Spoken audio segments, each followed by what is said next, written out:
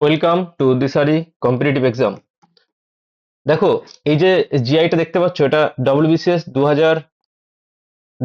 2024 প্রিলিতে এসেছে। ঠিক আছে, দেখো কি বলছে না, a clerk is given 3 letters written in a language unknown to her. She is also given an envelope with address corresponding to each letter written in same language. If the clerk has to put the letters in the envelopes, in how many way she can do it so that none of the 3 envelopes has the letter with the correct address in it?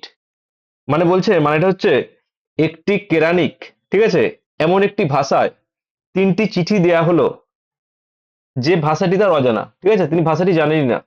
তাকে 3টি খাম দেয়া হলো যার যে প্রতিটিতেই ঠিকানা সেই একই ভাষায় লেখা রয়েছে, মানে তার ভাষাটা হচ্ছে অজানা। যদি কেরানিকে চিঠিগুলি খামগুলির ভিতর যদি ভরতে বলা হয়, তাহলে তিনি কত উপায়ে কাজটি করতে পারবেন যাতে 3টি খামের কোনোটিতেই সঠিক ঠিকানা সংবলিত চিঠিটি না থাকে, মানে সঠিক হবে না। তাহলে আগে দেখো, এই যে 3টে যে খাম দেওয়া, তাকে 3টে খাম দেওয়া হয়েছে, তাই তো? তাহলে এটা একটা চিঠি, এটা একটা চিঠি, এটা একটা চিঠি, এটা 1 নম্বর চিঠি, এটা 2 নম্বর চিঠি, এটা 3 নম্বর চিঠি। আগে এই 1 2 3 সংখ্যাটাকে কতভাবে আমি সাজাতে পারবো? তাহলে যদি আমি 1 দিয়ে করি, ঠিক আছে, মানে এটা সঠিক সিকোয়েন্স, এটা হচ্ছে সঠিক সিকোয়েন্স। এবারে সঠিক সিকোয়েন্সে সাজাতে পারবে না, ঠিক আছে? তাহলে আমি আগে সঠিক সিকোয়েন্সে দেখি এই যে 1 2 3 এই যে সংখ্যাটা, এর কতগুলো উপায়ে সাজাতে পারবো। তাহলে দেখো, প্রথমে আমি 1 2 3 এটা তো করতে লিখতে পারবো, ঠিক আছে। তারপর 1 3 2 এটা তো পারবো। তারপর যদি 3টাকে যদি প্রথমে নিয়ে আসি, তা 3 2 1 আর 3 1 2 এটা লিখতে পারবো। তারপর যদি আমি 2কে যদি প্রথমে নিয়ে আসি, 2 1 3 আর 2 3 1 এটা আমি লিখতে পারবো। এবার দেখো, এটা তো সঠিক সিকোয়েন্স ছিল।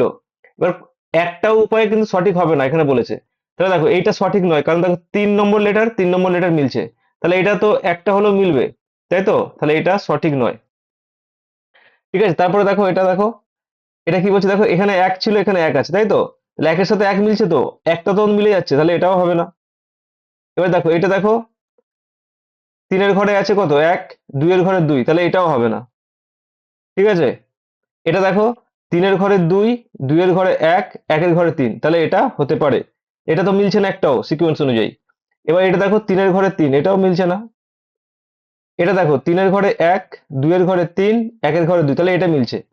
তাহলে দেখো, আমি কিভাবে সাজাতে পারি যাতে একবারও মিলবে না? তাহলে দেখো, এই যে 2 নম্বর, ঠিক আছে, অপশন 2, তাহলে দুটো দেখো মিলছে না, বাদ বাকিগুলো মিলছে। অন্তত একটা উপায়েও মিলছে, কিন্তু এটা একবারও মিলছে না।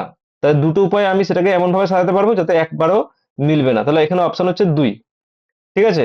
তো যদি ভালো লাগে অবশ্যই একটি লাইক করো, বন্ধুদের সাথে শেয়ার করো, এবং আমাদের ইউটিউব চ্যানেলটি অবশ্যই সাবস্ক্রাইব করে দিও।